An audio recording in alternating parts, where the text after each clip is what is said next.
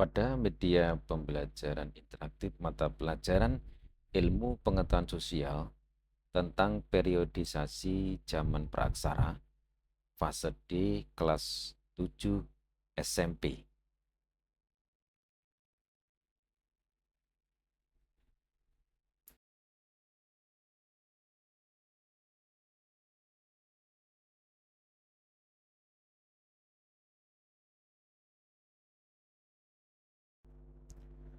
Pada tujuan pembelajaran kali ini, siswa mampu mendeskripsikan pengertian masa praaksara.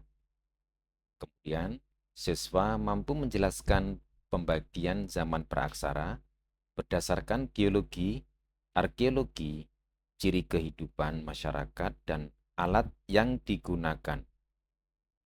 Kemudian, siswa juga bisa menjelaskan kedatangan dan persebaran nenek moyang bangsa Indonesia di Nusantara, serta corak kehidupan masyarakat praaksara di Indonesia.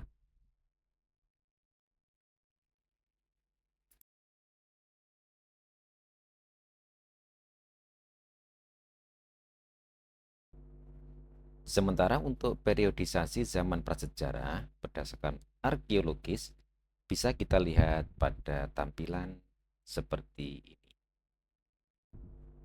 Apabila dilihat dari kacamata arkeologis, zaman prasejarah dibagi ke dalam dua zaman, yaitu zaman batu dan zaman logam. Periodisasi zaman prasejarah berdasarkan arkeologi bisa dilihat pada halaman web berikut ini.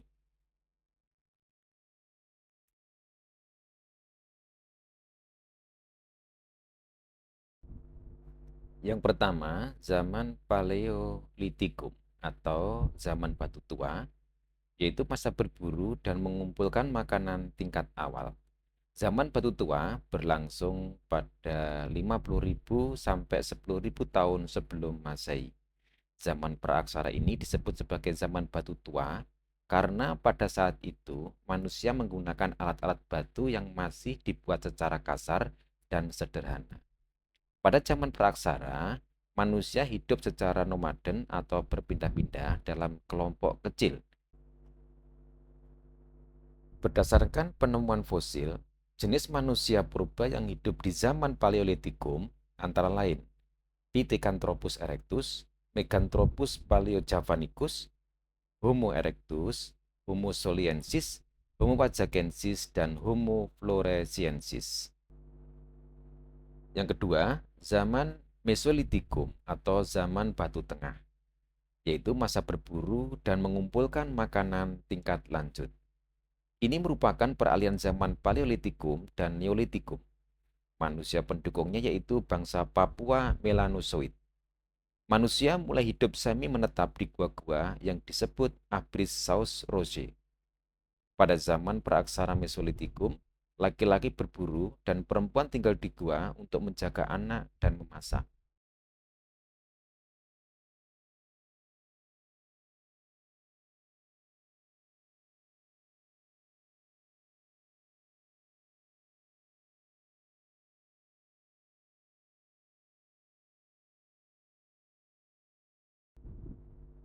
Yang ketiga adalah zaman Neolitikum atau disebut juga zaman batu baru, masa bercocok tanam. Kehidupan manusia pada zaman praaksara ini sudah mulai menetap, tidak berpindah-pindah. Jenis manusia yang hidup pada masa zaman praaksara ini yaitu Homo sapiens ras mongoloid dan Australomelanozoid. Yang keempat adalah zaman Megalitikum atau zaman batu besar. Kebudayaan pada zaman praaksara Megalitikum diperkirakan berkembang dari zaman Neolitikum sampai zaman perunggu. Manusia sudah dapat membuat dan meningkatkan kebudayaan, menghasilkan bangunan-bangunan dari batu besar. Mereka telah membuat berbagai macam bangunan batu untuk kepentingan upacara keagamaan dan mengubur jenazah.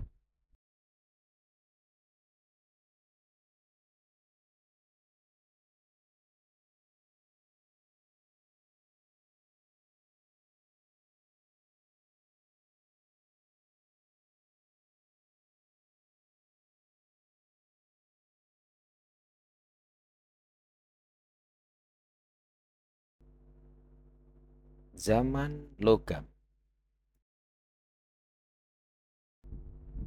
Zaman logam terdiri dari 1. Zaman tembaga. Zaman tembaga merupakan awal manusia mengenal logam. Tembaga digunakan sebagai bahan dasar untuk membuat peralatan. Indonesia diperkirakan tidak terpengaruh dengan zaman tembaga karena sampai sekarang belum ada ditemukan peninggalan sejarah dari zaman tembaga di Indonesia.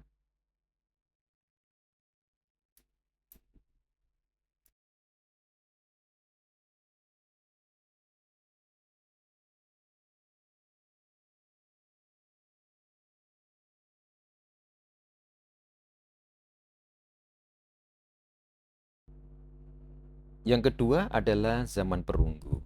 Pada zaman ini, manusia membuat alat dengan bahan dasar perunggu. Peninggalan zaman praaksara dari zaman perunggu di Indonesia antara lain candrasa, kapak corong, nekara, dan beberapa penemuan dari wilayah Sumatera, Jawa, Bali, Sumbawa, Pulau Roti, Selayar, dan lain-lain.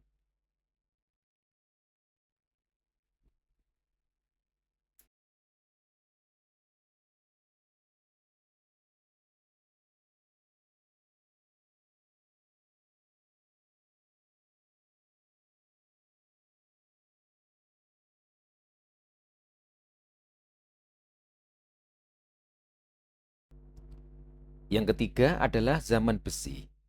Manusia telah mampu membuat peralatan yang lebih sempurna dengan bahan besi, yaitu dengan meleburkan biji besi dan menuangkannya ke dalam cetakan. Hasil peninggalan zaman praaksara pada zaman besi yang ditemukan di Indonesia yaitu mata kapak, mata sabit, mata pisau, mata pedang, cangkul, dan sebagainya. Mata kapak digunakan untuk membelah kayu dan mata sabit digunakan untuk menyabit tumbuh-tumbuhan. Benda-benda tersebut ditemukan di Gunung Kidul Yogyakarta, Bogor, Besuki, dan Punuk, Jawa Timur.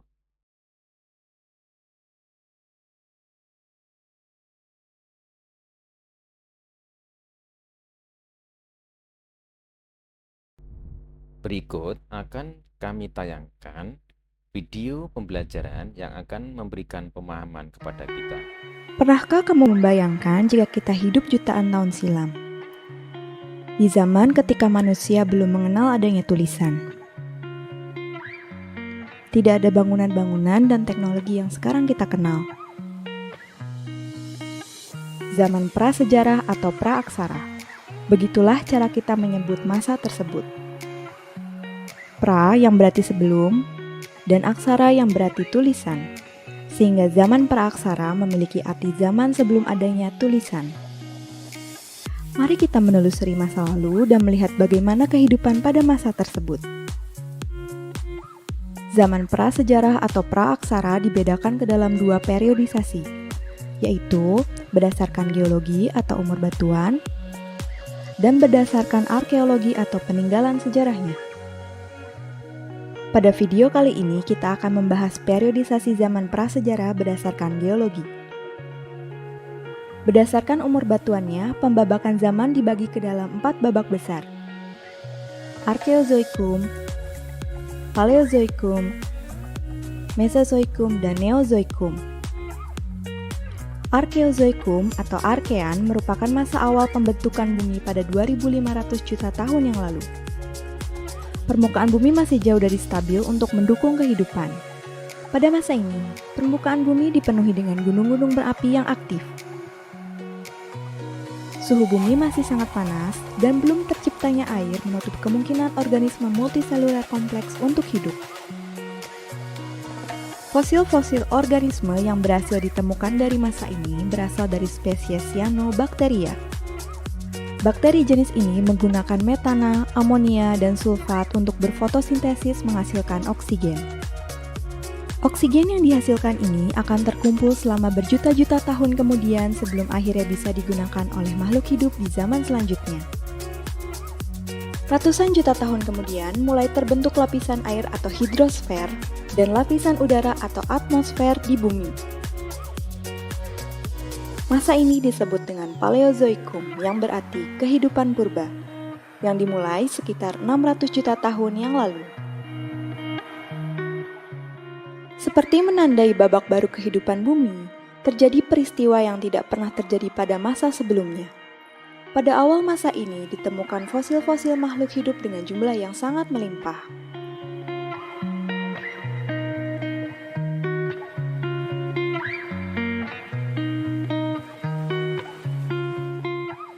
Peristiwa ini disebut dengan ledakan Kambrium, di mana jumlah makhluk hidup yang berevolusi dalam satu periode mencapai angka terbanyak dalam sejarah bumi. Masa Paleozoikum terbagi ke dalam 6 periode, dari yang tertua yaitu Kambrium, Ordovisium, Silurian, Devonian, Karbon, dan Permian. Pada awal masa Paleozoikum, berdasarkan temuan-temuan fosilnya, diketahui bahwa kehidupan organisme air lebih berkembang dibandingkan dengan organisme yang ada di darat.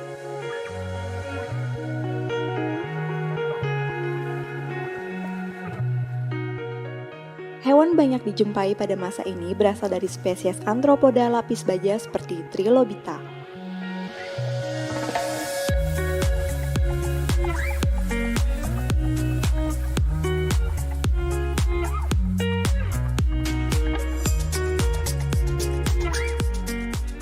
Salah satu hewan purba yang berasal dari masa ini dan masih bertahan pada saat ini adalah lili laut, bintang laut,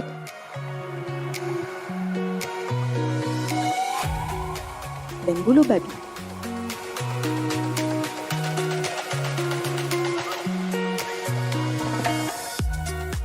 Walaupun sudah ada kehidupan di permukaan bumi, iklim bumi masih cenderung ekstrim. Pada satu periode cenderung panas, dan pada periode lainnya dingin. Lalu kembali memanas hingga mendorong kepada peristiwa kepunahan hebat. Pada akhir masa ini, semua massa daratan menyatu dan membentuk satu superbenua yang dinamakan Pangea. Massa daratan yang sangat luas dan panas ini memicu kekeringan hebat di permukaan bumi. Sekitar 95% makhluk hidup punah karena kekeringan, kekurangan oksigen, hujan asam, dan aktivitas vulkanik yang sangat aktif. Kepunahan ini menutup 375-400 juta tahun babak Paleozoikum.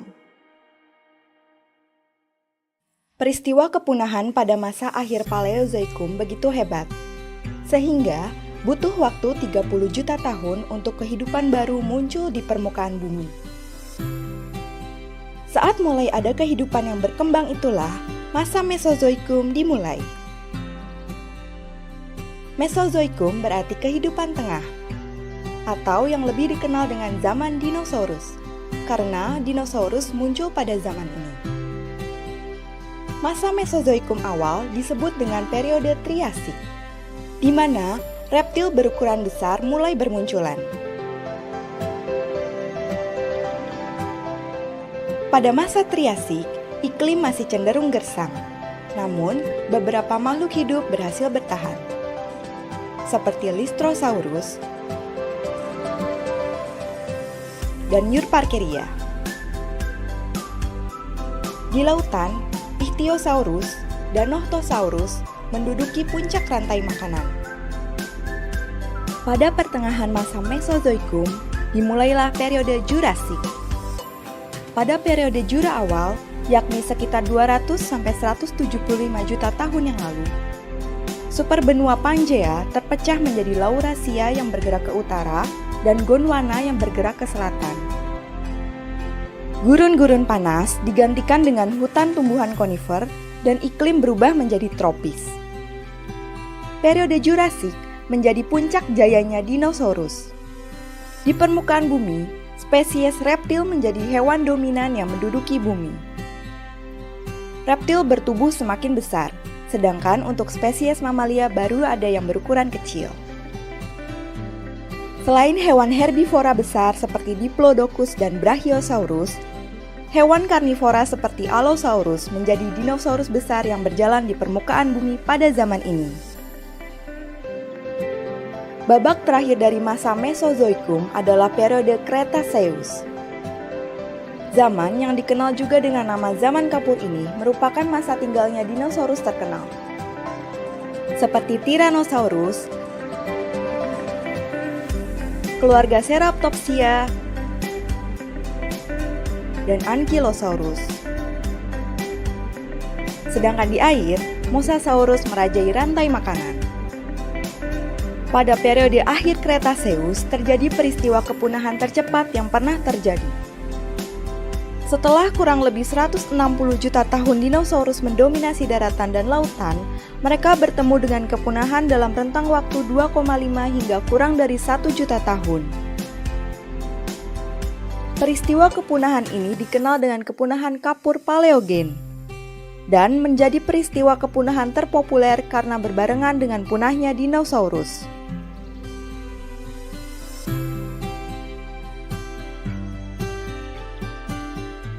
Setelah punahnya dinosaurus, yaitu sekitar 60 juta tahun yang lalu sampai hari ini, bumi memasuki babak era yang disebut Neozoikum. Beberapa ilmuwan membagi masa ini ke dalam dua zaman, yaitu zaman tersier dan zaman kuarter. Pada zaman tersier, reptil raksasa mulai berkurang, berganti dengan jenis-jenis binatang mamalia. Zaman ini terbagi menjadi skala Paleosen, Eosen, Oligosen, Miosen, dan Pliosen. Pada awal zaman ini, iklim cenderung tropis dengan mulai bermunculan mamalia bertubuh besar. Rerumputan dan tumbuhan bunga mulai berkembang. Munculnya mamalia jenis primata pun terjadi pada pertengahan zaman ini. Menjelang akhir zaman tersier, iklim berubah menjadi dingin dan kering. Pliohippus, nama untuk kuda purba, dan mamut seperti mastodon mulai berkembang. Di tengah iklim yang semakin bergerak menuju musim dingin ini, ternyata bukan hanya hewan berkuku belah dan mamut yang berkembang. Dari catatan fosil, diketahui bahwa manusia purba pertama berasal dari akhir zaman tersier. Salah satu gunung berapi purba yang menjadi saksi bisu perubahan iklim dunia menuju zaman es di Indonesia adalah Gunung Api Purba Ngelanggeran. Gunung ini diperkirakan muncul dari dasar lautan sekitar pertengahan zaman tersier.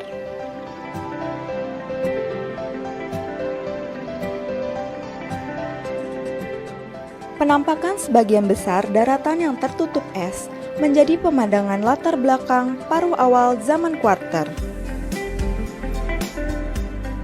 Kala Pleistosen atau Diluvium, atau yang lebih dikenal dengan zaman es, penuh dengan binatang-binatang berbulu tebal, seperti badak berbulu tebal, rusa besar,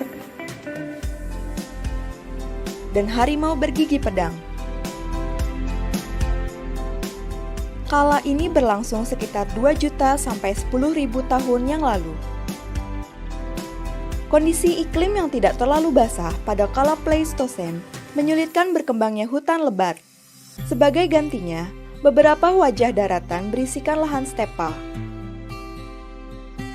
Perubahan iklim yang drastis menyebabkan kekeringan pada lautan dangkal di sekitar daratan besar, mendorong pada kembali musnahnya kehidupan.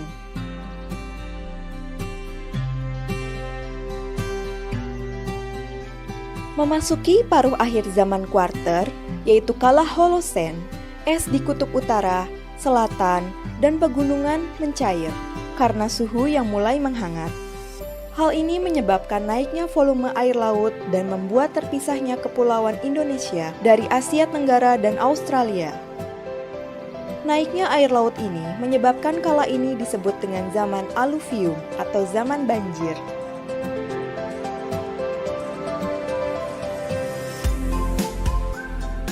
Siapa yang menyangka, dari batuan dan penemuan fosil-fosil, kita dapat mengetahui kisah pembentukan kehidupan di bumi yang terjadi jauh sebelum kita lahir.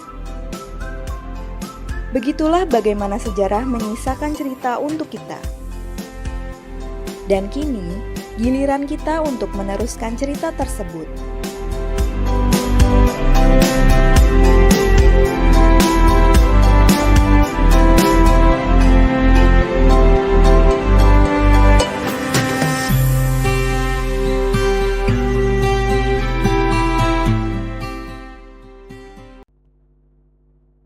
Untuk penilaian, disilakan anak-anak untuk scan barcode dengan join quiz yang ada di halaman berikut ini. Demikian tadi anak-anak telah kita saksikan bersama media pembelajaran interaktif. Mudah-mudahan bisa bermanfaat. Tetap semangat dan selalu jaga kesehatan. Wassalamualaikum warahmatullahi wabarakatuh.